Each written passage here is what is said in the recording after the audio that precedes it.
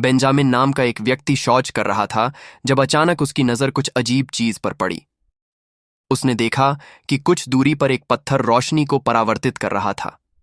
उत्सुक होकर वह उस दिशा में बढ़ा और पत्थर पर जमी धूल को साफ किया।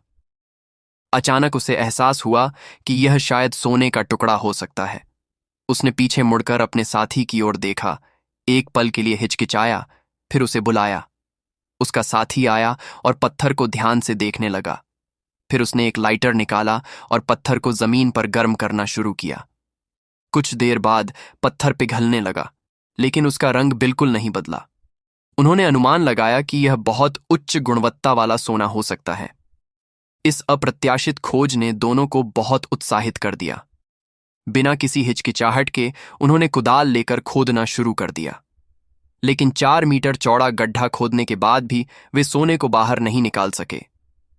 दोनों ने मिलकर पूरी ताकत से खींचने की कोशिश की, लेकिन वह 1 इंच भी नहीं हिला। फिर उन्होंने सोने के चारों ओर रस्सी बांधकर गाड़ी से खींचने की कोशिश की।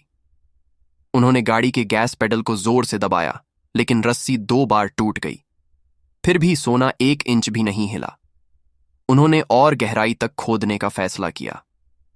1 और मीटर खोदने के बाद उन्हें अचानक एहसास हुआ कि सोना उनकी अपेक्षा से कहीं बड़ा और भारी था, लेकिन तब उनके पास कोई दूसरा समाधान नहीं था। रात धीरे धीरे उतर आई और दोनों ने जल्दी से कुछ लकड़ियां इकट्ठा करके आग जलाई।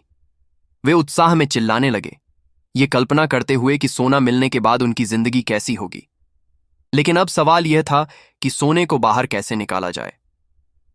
टॉम ने सुझाव दिया कि उनमें से एक शहर जाकर एक खुदाई मशीन लाएगा, जबकि दूसरा सोने की रखवाली करेगा। उसने कहा कि उसका अनुभव ज्यादा है, इसलिए वह रुकने के लिए ज्यादा उपयुक्त है। लेकिन इतने बड़े धन के सामने विश्वास ही सबसे बड़ी समस्या बन गया। आखिरकार जैक ने ही सोने को खोजा था, इसलिए वह खुद उसकी रखवाली करना चाहता था।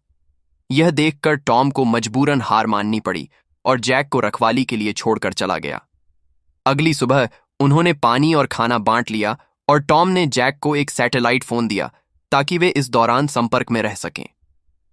टॉम के जाने के बाद जैक ने अपनी टोपी पहनी और सोने को फिर से रेत से ढक दिया। फिर उसने टहनियों से एक साधारण तंबू बनाया। उसने सैटेलाइट फोन निकाला और जांचा और देखा